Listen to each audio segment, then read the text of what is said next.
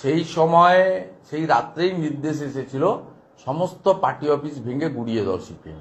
এক রাত্রে ৩,৫০০ party office ভেঙে গুড়িয়ে দেওয়া হয়েছিল এবং ১৩ সাল থেকে সমানে এই কালচারটা চলছে এবং বিরোধীদের জব্দ করো, বিরোধীদেরকে হেনস্থা করো, যত রকম পারো করো। গুলি চললো, যারা গুলি চলিয়েছিল আপনাদের মনে আছে? পুলিশের ড্রেস পরে এসেছিল, অনেকে পুলিশের ড্রেস পরে এসেছিল, মনে আছে? হাওয়াই চটি পরে এসেছিল বলে ধরা পড়ে গেছিল। এবারেও সেসব কেলেঙ্কারি করছে, অনেক বিএসএফ সিআইএসএফ এর ড্রেস কিনেছে। কারণ যারা এসব করে না তারা জানে এই বাপ বেটার পারমিশন ছাড়া সেদিনকে পুলিশ নন্দীগ্রামে ঢুকতে পারত না। আমি বলছি নন্দীগ্রাম আন্দোলন তো হয়েছে, তাহলে টাকাটা কোথা থেকে এসেছে? আপনি যে টাকাটা, ওই তো শিশির অধিকারী টাকাটা দিয়েছেন, তিনি তো দুটো পেট্রোল পাম্প বিক্রি করে দিয়েছেন। একটা মানুষ ফান্ডিং না করলে তো আপনি অত অস্ত্র অত জিনিসপত্র পাবেন কি করে? মানুষকে অত খাওয়াবেন কি করে? শুভেন্দু অধিকারী না থাকলে আর শিশির অধিকারী না থাকলে নন্দীগ্রাম মমতাদি জয়যুক্ত হতে পারতেন না। কত বড় ষড়যন্ত্র হয়েছিল এবারে কি কিছু বুঝতে পাচ্ছেন? এক রাতে ৩,৫০০ ৪,০০০ সিপিআইএম এর পার্টি অফিস ভেঙে দেওয়ার নির্দেশ কে দিয়েছিল? এই যে আপনারা শুনতে পেলেন, দুটো পেট্রোল পাম্প বিক্রি করে দিয়েছিল। ওই যে সিঙ্গুর নন্দীগ্রাম আন্দোলন মনে আছে? মানে পুরোটাই চক্রান্ত ছিল, বাম সরকারকে উল্টে দেওয়ার একটা চক্রান্ত ছিল, আর মানুষকে ব্ল্যাক ম্যাজিক করে আটকে রেখেছিল। মানুষকেও বুঝতে দেয়নি যে কি পরিকল্পনা করছে ওই নির্দিষ্ট দলগুলো। আজকের যে ভিডিওগুলো আপনাদেরকে দেখালাম, যে ভিডিও ফুটেজটা দেখালাম, শুভেন্দু অধিকারী নিজের মুখে স্বীকার করছে। আর এই শুভেন্দু অধিকারী এখন জামায়াত চোর লিখছে, চোর মমতা লিখছে। আপনাদের একটা প্রশ্ন রাখছি, এই যে তৃণমূল যে বিপদে পড়েছে, বিজেপির যে কটা আন্দোলন, একটাও আন্দোলন কি তৃণমূলকে বিপদে ফেলেছে? তৃণমূল বিপদে পড়েছে বামেদের তৈরি করা আন্দোলনে। তৃণমূল বিপদে পড়েছে ওই যে বিভিন্ন কেলেঙ্কারি বামেরা ফাঁস করেছে, বামেদের আইনজীবীরা কোর্টে লড়ছে, বিপদে ফেলেছে বামেরা। এই তৃণমূলকে বিপদে ফেলেছে বামেরা, শুভেন্দু অধিকারী নয়। আজকের যে নাটকটা দেখছেন পুরোটাই সাজানো নাটক। এই যে দেখলেন না শ্রমিক ভট্টাচার্য কি বলছে? তৃণমূলের জন্ম তো বিজেপি দিয়েছে, কংগ্রেস থেকে ভাঙিয়ে তৃণমূল নামে একটা দল তৈরি করেছে। সিঙ্গুর নন্দীগ্রাম আন্দোলনে ওই যে পুলিশের ড্রেস পরা কারা ছিল, প্রশ্নটা করুন নিজেকে। ওই যে আপনারা জানেন তাপসী মালিকের বাবা কি বলেছিল? বামেদের নামে দোষ চাপানো হয়েছিল, তারপরে তাপসী মালিকের বাবা সব উগরে দিয়েছিল। বাংলার মানুষ কতটা মনে রাখে আমি জানি না, তবে এগুলো মনে রাখতে হবে। আজকের এই শুভেন্দু অধিকারীর নেতৃত্বে বামেদের পার্টি অফিস ভেঙে দেওয়া হয়েছিল। এই শুভেন্দু অধিকারী নিজের মুখে স্বীকার করলেন। কার নির্দেশ ছিল? মমতা ব্যানার্জির নির্দেশ ছিল। দেখুন, এই কথাগুলো বলার উদ্দেশ্য, যখন ভিডিওটা সামনে পেলাম, আপনাদেরকেও জানতে হবে সিপিআইএম কে ক্ষমতা থেকে সরানোর জন্য, বামেদের ক্ষমতা থেকে সরানোর জন্য কতটা গভীর ষড়যন্ত্র এই তৃণমূল করেছিল। ওই সময় শুভেন্দু তৃণমূলে ছিল, এখন অবশ্য জানি না, এখন বিজেপিতে রয়েছে।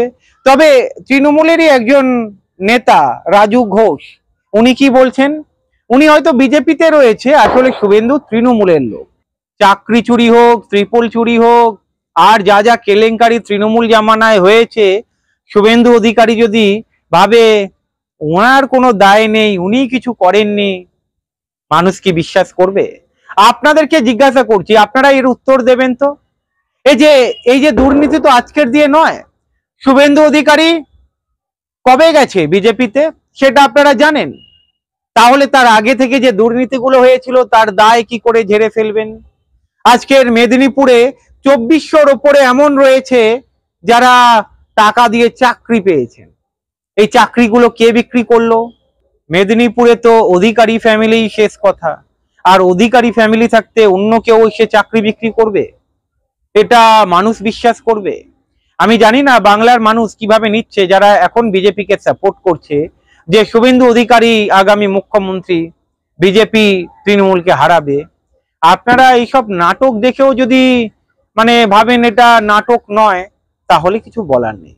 আজকে দেখুন মন্ত্রী চন্দ্রনাথ সিনহা জেলে যাবে এবারে, জেলে যাবে, এবারে সবে শুরু।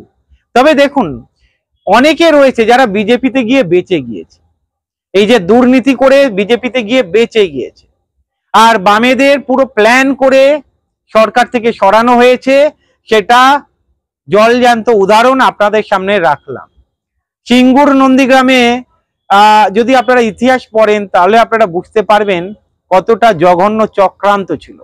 আজকের সরকারি স্কুলের বইগুলো খুলবেন, দেখবেন ওই পার্থ চ্যাটার্জির ছবি এখনো রয়েছে। লজ্জা লাগা উচিত। আজকের ওদের কাহিনী পড়ানো হচ্ছে, সিঙ্গুর নন্দীগ্রামের কাহিনী পড়ানো হয়। একবার ভাবুন তো, আপনারা ভাববেন আপনারা একবার, আজকে শিক্ষা ব্যবস্থা কোথায় চলে গিয়েছে।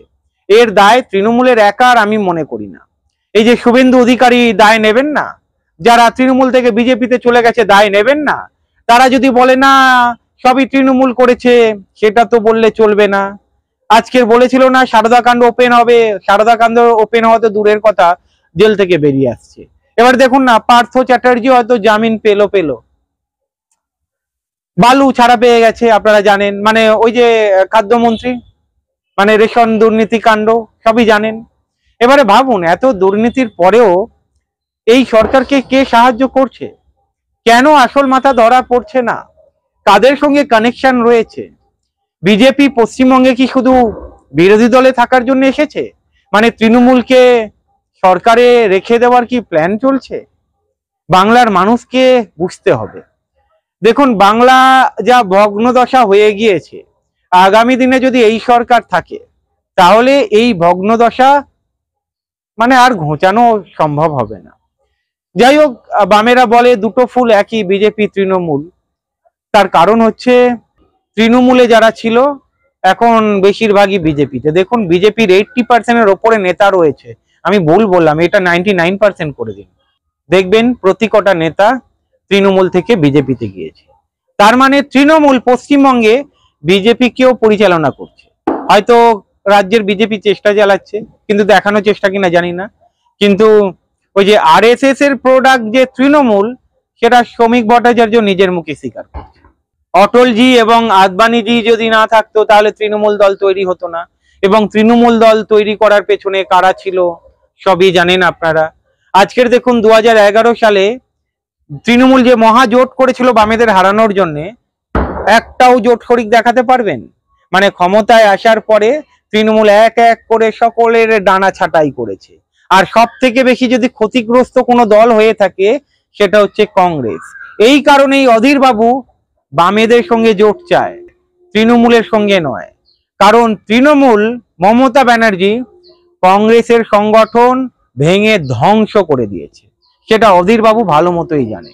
অধীর বাবু স্বীকার করেছেন 2011 সালে জোট করাটা মহা ভুল ছিল, আর ভুলের প্রায়শ্চিত্ত হয়তো এখনো করে বেড়াচ্ছে হয়তো অধীর বাবু। আর তৃণমূলের সঙ্গে যারা জোট করেছিল তাদের তো এখন খুঁজে পাওয়া যায় না। তৃণমূল একাই 100, চুরি দুর্নীতি খাওয়া, মানে একা খাবে, অন্য কাউকে খেতে দেবে না, এইটাই তার মানে। আর এরা খাবে, কিন্তু খাওয়ার পরেও বলবে, মানে চোরের মায়ের লম্বা গলা বলে না, ঠিক তেমন এরা সব দিকেই বেঁচে যাচ্ছে। বাংলার মানুষের কবে চোখ খুলবে জানি না, তবে বিচার করবেন আপনারা। ভালো থাকবেন।